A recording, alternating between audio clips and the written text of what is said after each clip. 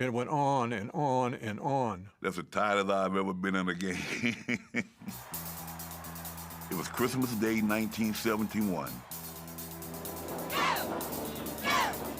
We believed that we had a superior team to the Miami Dolphins. The Chiefs were on top, and we were the upstarts. I came to Miami in 1970, and the Dolphins were 3-10-1 the year before I got here. We turned it around. We went 10-4 my first year, and that gave us the hunger and the thirst to do something bigger and better. 71 was a year that we improved as a team. We improved our timing, our togetherness, and I think we gained a lot of confidence. And the fact that we prided ourselves, even then, on not making mental errors. Miami won its first ever division title, but now would have to face a Chiefs team looking for its third Super Bowl trip in 6 years. 71 team, it came together well. By that time, you're a little bit more mature. Players have played together a little bit longer. Your ability to perform at a level comfortably was, I think, even more pronounced. With 11 Pro Bowlers on their roster, the Chiefs figured to extend their 6-0 all-time record over Miami. My eyes were as big as saucers when I played those guys because that was the elite in the old AFL. And now the AFC, those were the best. We went into Kansas City, we just wanted to play well. We just wanted to be respectable. I expected us to play hard, but in reality, offensively and defensively, they were a much better football team than us. The Dolphins did have one advantage. They brought Miami weather to the heartland with a game-time temperature of 63 degrees. It was hardly the Arctic conditions expected first day of Christmas games in NFL history.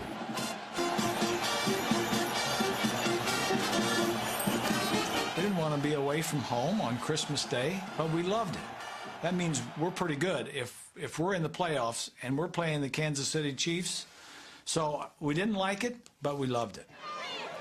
It was a game day. It was a payday. It was what you do. That's what you signed on for, and you play wherever and whenever they want to play. Well, let's take the wives and that. It's just an extra paycheck, right? They couldn't be unhappy about that because we didn't make any money back in those days. And the guys were just happy to be playing. Playing football was my second job. A lot of people didn't realize that I worked at General Motors full time. When practice was over, man, I had to put my tie stuff and run over to Fairfax and work. I was working a full-time job year-round. You're on NBC, man. I'm on NBC money. Watch it. You're on TV here again. Watch it. You're on TV again. And we're about ready for the start of the playoff game between the Chiefs and the Dolphins. All right. Offense, defense, our day. Let's win. Dawson has time. Good protection. Throws complete. Podolak. The Chiefs scored on their first possession, relying exclusively on their running backs to pick up every yard. Quick opener off left guard. Wendell Hayes into Miami territory at the 40-yard line and down to the... Kansas City didn't reach the end zone, but did cash in with its kicker. And so Jan Stenerud will be called upon. Dawson holding at the 24. The kick in the air.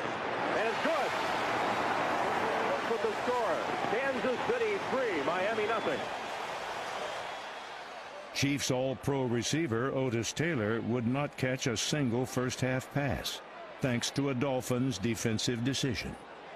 Well, their coordinator, Arnsparger, was a terrific coach, and his idea was to take the lead guy out of the picture if you could, and that lead guy in that going into that game was Otis Taylor. Otis Taylor had a great year in 1971.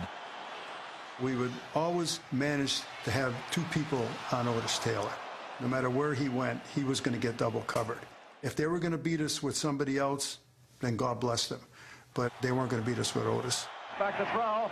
Let's go the bomb. It is picked off. You know, they took that away and made us do something else. But fortunately for us, that something else was number 14, Ed Podolak.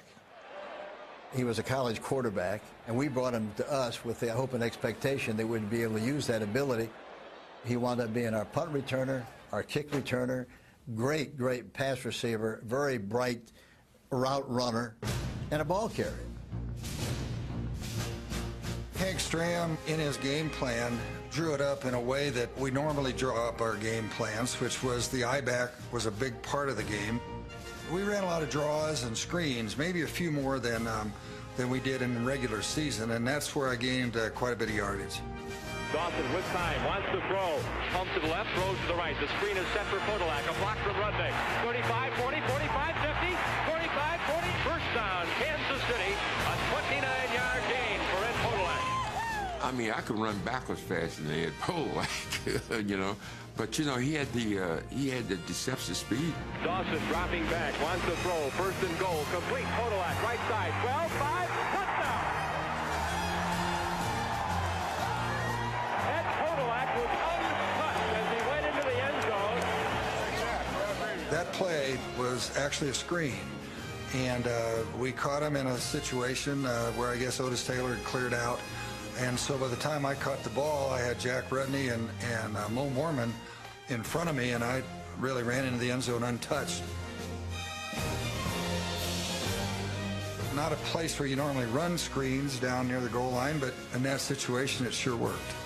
Our offense had scored 10 points. Kind of take that situation and multiply times 4. Sounds like a pretty good afternoon. And that's the end of the first quarter with the score Kansas City 10 and the Dolphins nothing. When you run the ball and you go up through the middle, we would run stuff that hit really fast up in there, and I mean, it's just, you don't want to leave anything hanging off because somebody will rip it off. It was just like two trucks passing. There was some humanity colliding in there. Their defense was so big and strong that we could have continued to try to run and bash our head against the wall. So we threw the ball and were able to get the ball down the field, and it was probably the best thing to do against a team that was as big and physical as that Kansas City defense. Shula's strategy was not without risk. A month earlier, Bob Griese had injured his non-throwing shoulder in a Monday night game against Chicago, and it was still bothering him in Kansas City. If it was my right shoulder, I probably couldn't have played, but it was the left shoulder. If you're going to have an injury, it's probably not a bad injury to have, as long as it's not too serious. So I could play with it, and I wasn't looking to get it hit. It did bother me some, but these are the playoffs. You're going for the championship. To beat this team, we were going to have to throw more than we were going to have to run. But I wanted to throw when I wanted to throw, not when they wanted me to throw. So first and second downs were good downs to throw. We tried to pick our spots, but when it got to third and long, you just got to say, all right, guys, I need some time. You know, Warfield, do your thing. Griese drops straight back, looks for Warfield, time count, caught by Warfield as he got behind Emmitt Thomas. Emmitt was a top-notch cornerback, and deservedly so to be in the Pro Football Hall of Fame today. It was very tough to work against him. He's a little bit taller than I am, a little bit stronger. I was running a sideline pattern, and I was a pretty skillful pass pattern runner. And I thought I did a real good job of maneuvering him, giving him a move to stick him or freeze him and break away from him. The Griese to Warfield connection was the perfect tonic to awaken the drowsy Dolphins' attack. Here's the pass. Warfield fakes the catch at the 35, puts around a defensive man. 30, down to the 25, gets the block, takes off another tackler. What a tremendous effort by Paul Warfield. Dolphins trying to get into this end zone. He sends his ball club. Here it is, handoff to Zonka. He's in for the touchdown. The Miami Dolphins have put some on the board. Chiefs have the lead, but Give me mix it up. Combo, strong in. Mostly combo, but they've been going some safety X. Take a look. Halfback, I haven't even seen him. The Chiefs responded to Miami's score with another drive, but this one would feature a surprise finish for both teams. We worked on this all week. In the film that we saw of the Miami Dolphins in a field goal attempt, what they tried to do is they rushed everybody, 11 guys.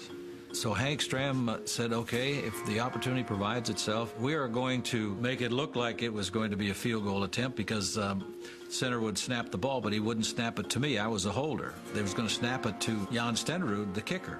And I told Jan, I said, now, Jansky, make sure that you're a good actor on this kick. Look at the spot. Don't look for the ball. You'll see the flight of the ball. Bobby Bell is going to snap the ball to you, and then you're going to get the ball and run to the outside, just like our regular sweep. Mo Mormon, our right guard, is going to pull at Buddy. Our left guard is going to pull. You follow Buddy, and you follow Mo Mormon and go in for the touchdown. Come on, Stenerud!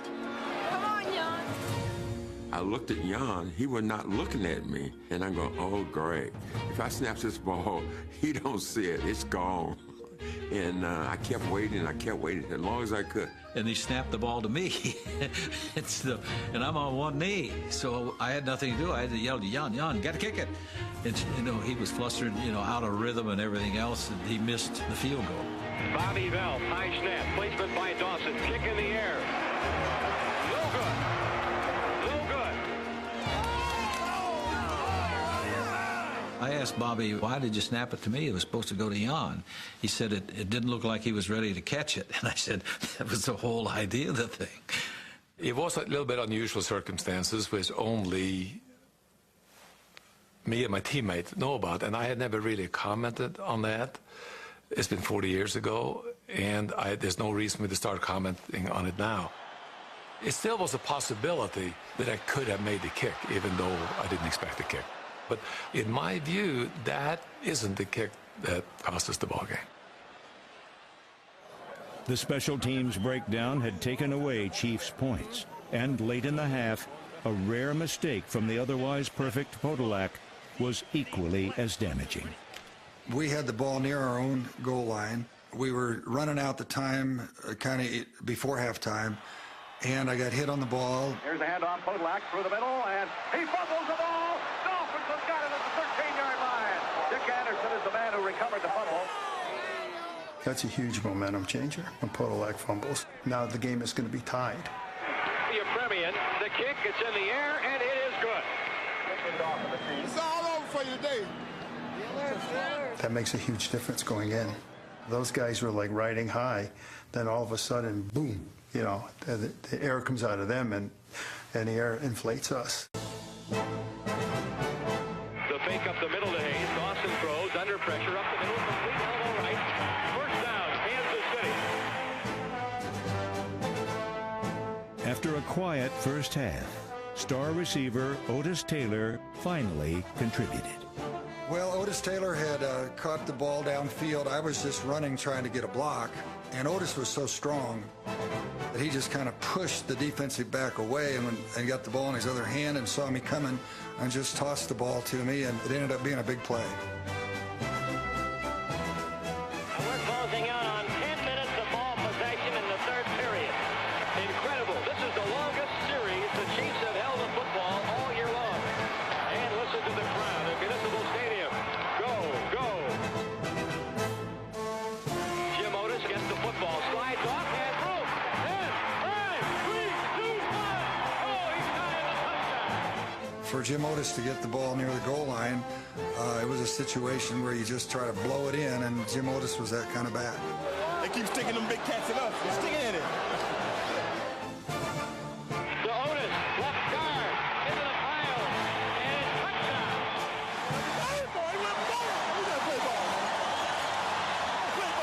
And I'm quite sure that Len Dawson wanted Jim Otis to get that touchdown following a tremendous 12-yard effort on the big play just a moment ago.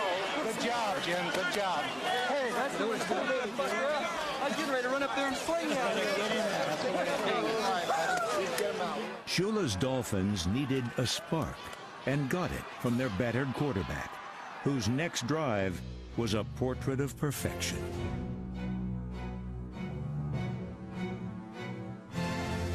I think we all knew that Bob couldn't throw the ball deep. Matter of fact, it probably wasn't a game where you were going to go deep many times.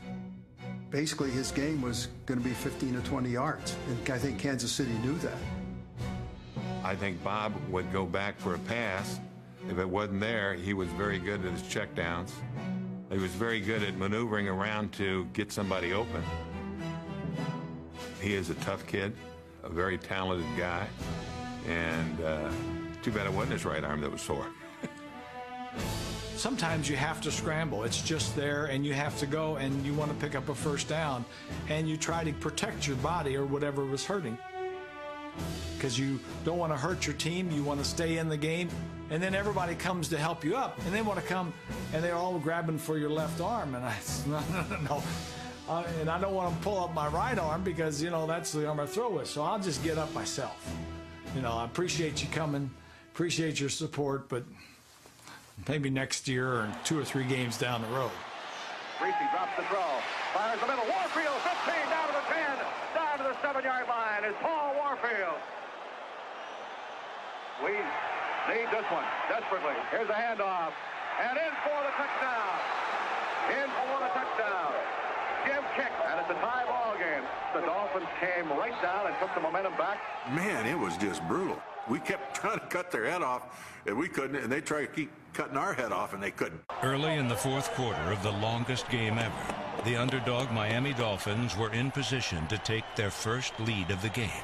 We have some plays that we like, and we've been running these plays all year, and we know that they know, but we just figure that, you know, we're going to hit them. It was a little option route to Jim Kick, the halfback.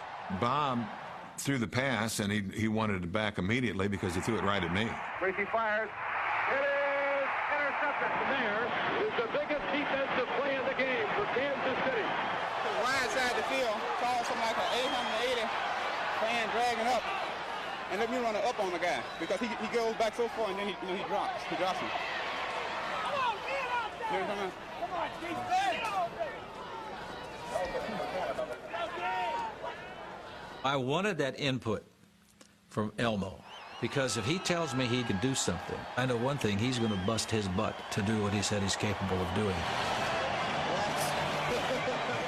I don't know whether I'll be able to stand it, and you folks listening at home, if you got a bad ticker, I think you better turn off the radio. It looks like another one of those wild finishes. Quick count by Dawson, back to throw, under a little pressure, looking for the home run. Elbow right, he has the ball. The 50, 5, 3, 2, 1. First down and goal to go.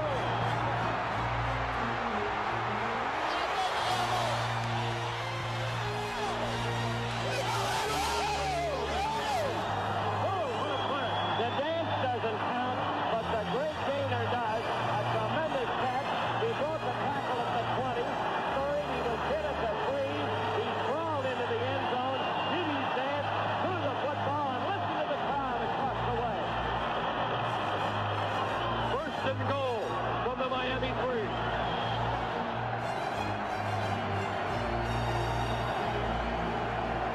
Right side,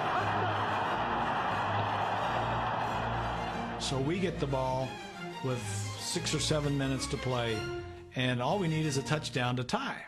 So we move the ball down the field, and it's mainly with the pass. Now these fellas are playing like Leonard Warfield, but it was Bobby Bell who made the great defensive save. And Dick, this could be the biggest third down play in 1971. great pressure, complete up the middle of Warfield, the 45, the 43-yard line. Greasy wants to throw, he does. And it's complete to Warfield. 20, 15, down at the 12-yard line, inbound. Clock moves, it's first down, Miami. Rolling right, Greasy wants to throw, on the run, complete to the 4-yard line. So we get down inside the 10. I called the same play. Lynch intercepted. Option route to Kick out of the backfield. And I also have an option to throw it to Warfield. He's on that side as well. So I back up, I'm looking left, and they got it covered. I wasn't open, that's for sure. Greasy was flushed out of the pocket, and he looks up and he finds Marv Fleming, who was a great blocking tight end. It is caught. Touchdown is the call. Marv Fleming is the man who caught the touchdown pass. Dolphins are right back in it with 1:36 to go. With the game on the line, the ball would be kicked to the player who was having the game of his life. Total that game. and McVeigh at the goal line. And Yepremian's kick is in the air. Podolak at the 1. Up the middle. 10, the 15, 20, 25, 30, 35, 40, 45, 50,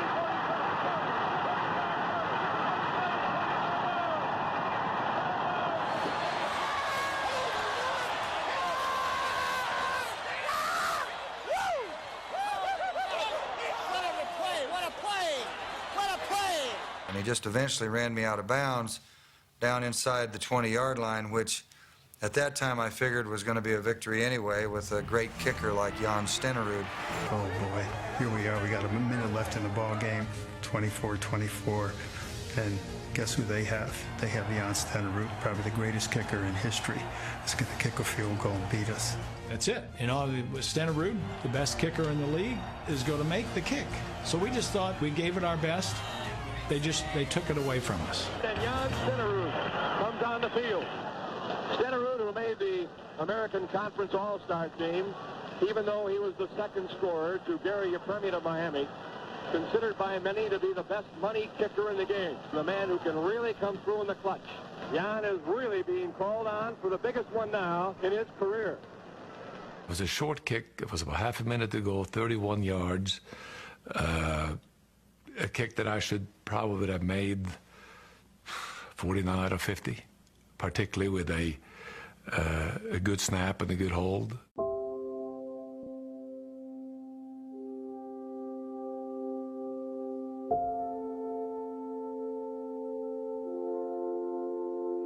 It is no good. He missed it.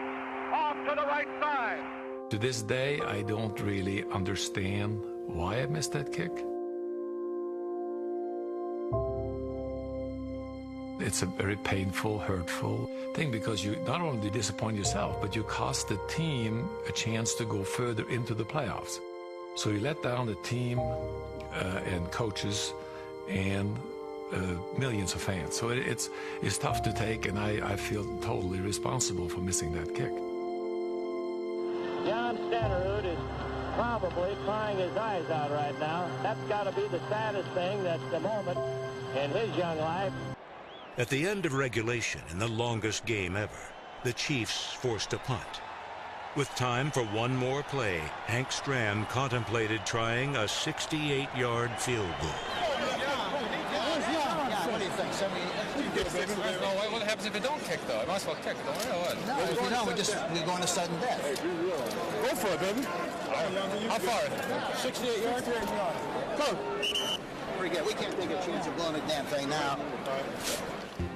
Stram played for sudden death overtime, something he and Len Dawson had experienced 9 years earlier when the Kansas City Chiefs were the Dallas Texans. Game is tied 17-17. The big rush is on. The kick is up. The kick is good. Dallas is the champion. At the time, that was the longest pro football game ever played, 77 minutes and 55 seconds. This game would be longer. Yepremian from his own 35. This is a low one, a line drive, and it comes to Buck Buchanan, a lateral to Podolak to the 20, the 25, the 30, the 35, outside, gets away from one man, 40, 45, 46-yard line. Each team had a field goal chance in the first overtime. The kick is blocked, and it comes down to the 25-yard line. Hit by Yepremian is in the air. It is no good. It went beyond 4 quarters. It went beyond 5 quarters. Definitely, Christmas dinner got put on hold. In double overtime, the Chiefs continued to give the ball to Ed Podolak. I'm sure he was tired. I didn't care what he felt like. I was going to get into football because, you know, he was having a phenomenal day.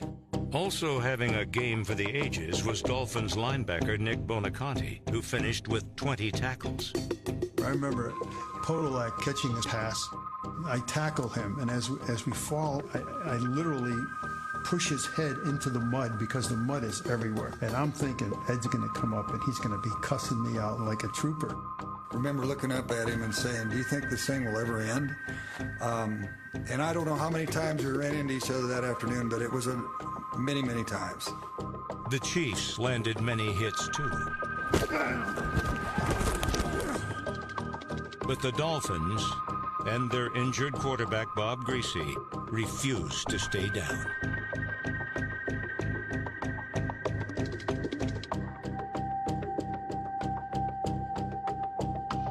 You know, we're going to play till somebody dies or somebody wins. I mean, it's just the way it is.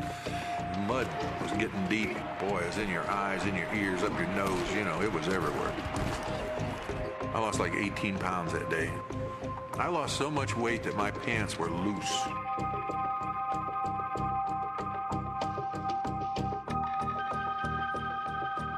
Working in Miami, and we feel like we're in better shape than most teams because of the heat in Miami. You know, we were tired, but we knew that if we're tired, they've got to be more tired than we are. How you feel, man?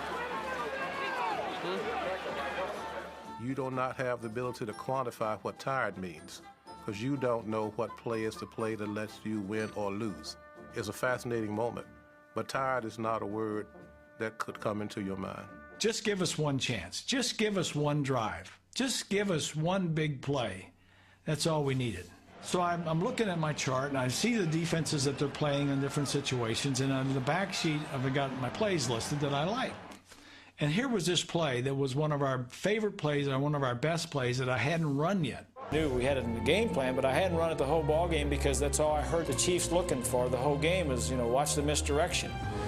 So I didn't run it. It was called roll right, trap left. When I called this play in the huddle, I'm looking at the center and the two guards and a tackle, and Zonka's next to him. I could see the eyes light up. Where's this play been all day, you know? I've forgotten about it. Handoff, big hole, Zonka 50, 45, 40, down to the 36-yard line. We called a roll right, trap left, where all the action would go one way. It was like a counter move for him. I would pull from the backside and lead him through the hole, and that was a big play for us. The first part of the horror began when I saw Zonka break through on a give it play, and he had all that open field in front of him, and you knew he was going to end up in field goal range. Here comes little Gary Yepremian, the smallest man in professional football. The only thing you can do is just hope that he's going to miss this one. The ball is right directly at the center of the playing field. This will be an approximate 37-yard attempt. If Garrow makes it, the Dolphins win. I didn't expect him to make it. I really didn't, because so many things had gone wrong that day. The game had gone on. I didn't really expect it to end. Waiting for the snap. Somebody jumps. The team gets back. Here's the snap. Set down. The kick is up. He's got the distance. It's good. The Dolphins win. As soon as I hit it, I knew it was good. I turned my back and I raised my arms. By then, I saw the biggest happy grin on Coach Shule's face. The Dolphins win. Yepremian, 37 yards, and the Dolphins are in the AFC Championship game. It happened, and it happened against one of the greatest teams that I've ever played against. I tease about Gary Yepremian getting all the credit, people running, picking him up, and I lost 18 pounds. I'm looking out my ear hole, my pants are falling off. But when he kicked that field goal, I could have kissed him, brother. I was so glad to get off that field. I think we're worn out. I think that everyone knew that we fought a good fight. I didn't feel any great dejection. Obviously, we lost, but we lost to a worthy foe. I can't ever recall feeling that way about a loss before. I would not like to go back and relive that again. I'm happy with the way it turned out. To look back on those games and memories, that's what being an ex-NFLer is all about. 15 future Hall of Famers participated in the longest game ever.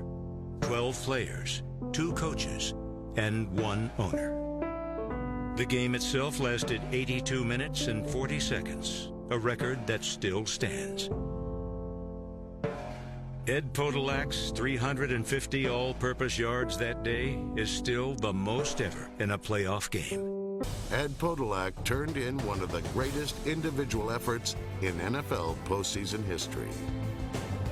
He did it all. He did it with pass receiving. He ran for a screen for a touchdown. He ran the kickoff back. He ran punts back. He caught passes. He ran from scrimmage. I don't know, whoever played the game at that same position had a greater day than Eddie Podolak did in that Christmas Day game.